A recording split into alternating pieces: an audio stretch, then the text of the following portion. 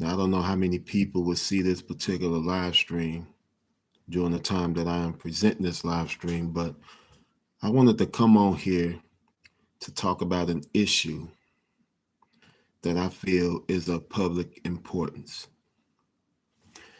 And that issue is related to the lack of insight that many people within the United States of America has on the origins of why we as Americans celebrate Memorial Day.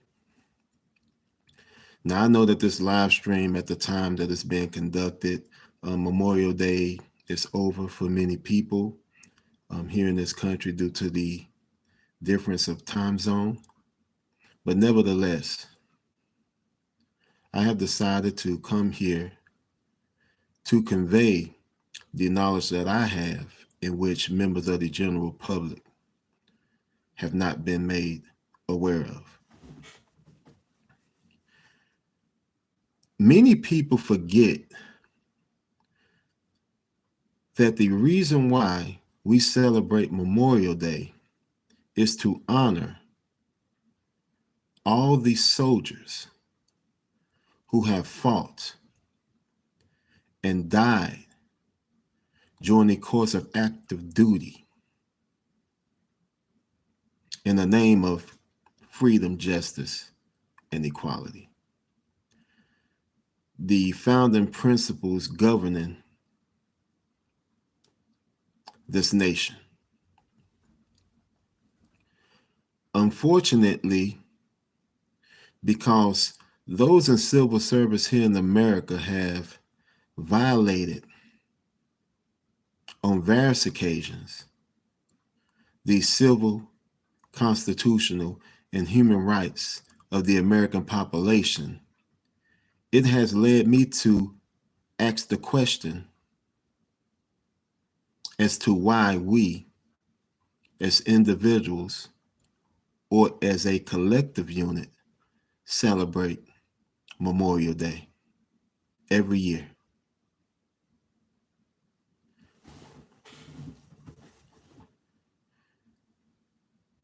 Members in civil service, such as members of Congress, the President for the United States of America, to include the Tribunal of the United States Supreme Court, through the decisions that they have made on account of their personal beliefs and opinions, have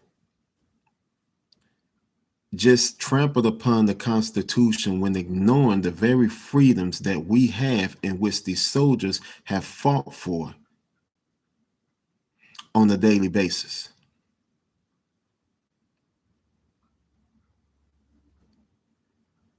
Members in civil service have forgotten the oath that they have taken to each and every last one of us in this country prior to being appointed or elected to a specific position of public trust. And that oath, as many of us are familiar, declares that they will protect and defend the Constitution from enemies foreign and domestic. But what happens when the domesticated enemies become the very people whom we have elected or appointed to specific positions of public trust?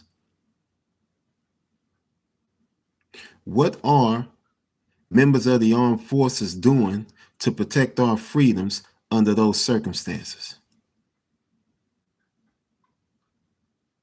That is why I oftentimes convey to individuals within the general population of this country the importance of us civilians standing on the very freedoms that we have in this country, especially when those freedoms are being ignored, rejected by those in civil service in which we put there to protect and defend the Constitution and all the documents that's associated with it, such as the Declaration of Independence, the Bill of Rights, and the Universal Declaration of Human Rights.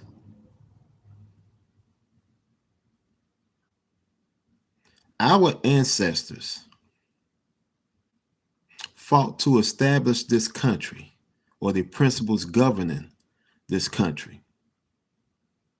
And they sacrificed blood, sweat, and tears to ensure that we got to the place that we are today. But unfortunately, so many of us, civilians, have failed to realize the importance of combat acts of tyranny perpetrated against us by those in civil service to ensure that what our ancestors did, to ensure that what they have accomplished was not taken in vain. You see, there's nothing wrong with us, in spite of what we have been led to believe by those in civil service, combat acts of tyranny that they have subjected us to through the invocation of not only our right to jury notification for those of us who are more passive, but also the right of revolution for those of us who are more assertive or aggressive. There is no crime in exercising freedoms that are protected under the supreme law of the land. Now, the fact of the matter is, when soldiers go overseas, and each and every last one of us is led to believe that they are going to fight these wars predominantly overseas to ensure that we have freedom in this country as depicted under the Declaration of Independence, the Bill of Rights, the Constitution for the United States of America, to include the Universal Declaration of Human Rights, then that is what we, the constituency of this nation, expects. We don't go overseas, for those of us who served in active duty, to fight wars instigated by those in civil service here in America, just to enable them to encroach upon the very freedoms of our fellow men and women, our fellow citizens, when they ignore their duties under each of the 7 articles governing the federal Constitution. Soldiers do not go overseas to permit those here in civil service to subject citizens to acts of neglect, abuse, and tyranny. And another thing that irks me as it relates to Memorial Day, I get fed up with men and women going overseas in uniform to fight for the freedoms that we have in this country. And when they get harmed and come back to this country for assistance, members of the Veteran Affairs does not provide them with the adequate medical assistance that they are entitled to under law. And these people wonder why so many of us in this current day and age refuse to join the armed forces. You see, I had a conversation with a friend of mine many years ago, Ronnie Parton, one of my brothers in the Marine Corps. And I recall Ronnie telling me that I needed to show members of the armed forces a little bit more respect because they went overseas and fought wars to ensure that I was able to live freely here in America. My response to Ronnie was, I disagree with you, Ronnie, because if soldiers actually went overseas to fight for our freedoms here in this country, why the heck are there so many individuals currently confined in federal and state penal institutions for the simple invocation of a civil, constitutional, or human right that is protected by the supreme law of the land, known as the Constitution, in which they claim to have fought to keep alive?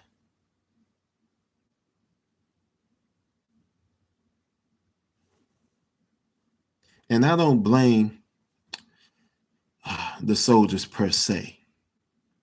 But at the same time, if they are fighting against enemies, both foreign and domestic, when the enemies or domesticated enemies become, let's say, the president for the United States of America, members of Congress, federal and state court judges, to include governors and other law enforcement personnel, then these military men and women need to stick to the oath that they made under the Constitution to do what's right by us by eliminating the very threat to our personal security in this country, which is and has become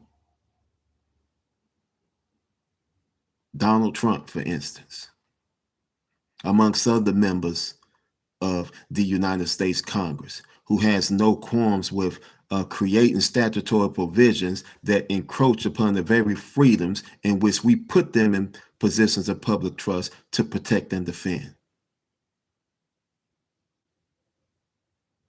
I cannot stand how soldiers went overseas, and I have no doubt that they went overseas to fight for our freedoms. The problem that I have is that their service is not being respected to the fullest extent that it should be by those in civil service who instructed them through the chain of command to go there. That's the problem that I have.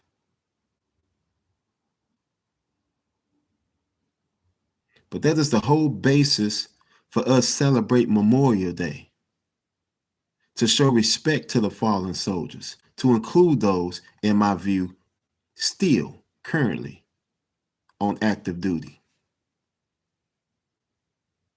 to honor them for the sacrifices made. But if our freedoms in which they fought for are being ignored by those in civil service here, then all the fighting and dying that has occurred with men and women in uniform was in vain. And this is something that we, the people, do not speak about often enough. And it needs to be addressed. Now, I know that what I'm saying is outside the norm of what people are accustomed to hearing. But what I'm saying is based upon absolute fact. Fact that many people may feel uncomfortable with listening to, let alone acting upon it. But I want all you brothers and sisters in uniform to know that my name is Okang Rochelle, and I have your backs when it comes to you being either ignorant or too afraid to stand up against those in civil service based upon the oath that you have taken to obey those in authority over you. And that is a portion of that oath that I personally disagree with. And I think they put that extra section in the oath that you men and women associated with the armed forces take because they knew or had reason to believe that at some point during their tenure in public office that they were going to do something against the Constitution. So if you all have taken an oath to not only protect and defend the Constitution from enemies, both foreign and domestic, but also to obey those in authority over you, that means that many of you will be or have been instructed to do something that you knew was in breach of your duty under the Constitution, but you felt obligated. You felt a sense of duty to do the very thing that you felt uncomfortable with doing because, let's say, a president for the United States, the commander in chief, instructed you to do so. Because based upon the oath that you all have taken, you agreed to obey those in authority over you. When members of Congress have declared war under the Constitution, wars that were unjust, wars that were started by them, on account of them,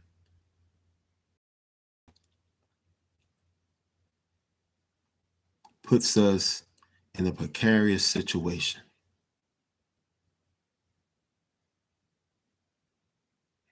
But the purpose of me coming on here to summarize is that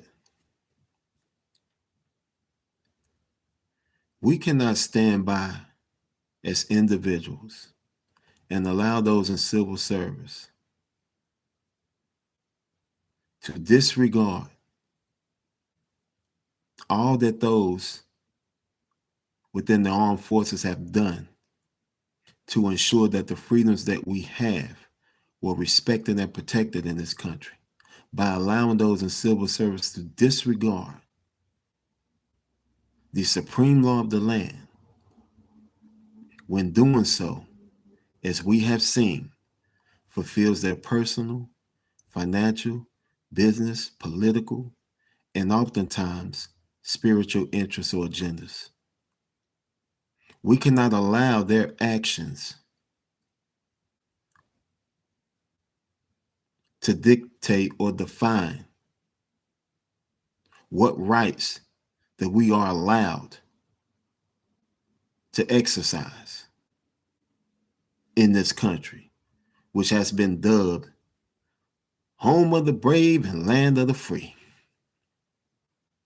We need to hold them to the standards that the Constitution provided as a result of what our ancestors have created, in order for what they have done for us to not go down in vain. We have to keep this going because those in civil service have failed us for many years now. And if we don't put a stop to it, who's going to do that? Think Donald Trump is going to do it? Heck, he's the freaking problem, or one of the problems. You think members of Congress are going to do something about it? Heck, they could have done something about it years ago, but they have declined to do so. And I don't give a crap if the majority within the United States House of Senate or House of Representatives are associated with the Democratic Party or the Republican Party or the Libertarian Party. Because if you look at any of the 7 articles governing the federal Constitution, you all will realize that there is no such thing as any Republican Party, any Democratic Party, any Libertarian Party, heck, any of those political parties for that matter. Because when civil servants whom we have elected or appointed to take certain positions of public trust takes those positions, they become representatives of the constituency as a whole. So in essence, the only party there should be is the People's Party. If every one of those civil servants went by the Constitution as it was written, in addition to civilians, everything that the soldiers fought for, in which we celebrate on Memorial Day, would not be in vain.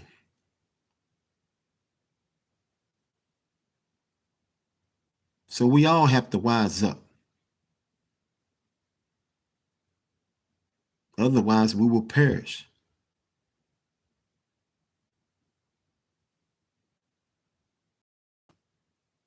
And that's what I wanted to convey to you all today, in hopes that something that I said will resonate deeply within you to where you can understand the true meaning behind Memorial Day. Because it's not just popping fireworks or having cookouts, but that's what many of us see on the surface. Many of us fail to understand and realize the reason why we are able to have those cookouts in relative peace and freedom. It's because of what men and women in uniform have went through in order to get us where we are today. And I believe that we should never forget about the origins of why we, as individuals, celebrate Memorial Day.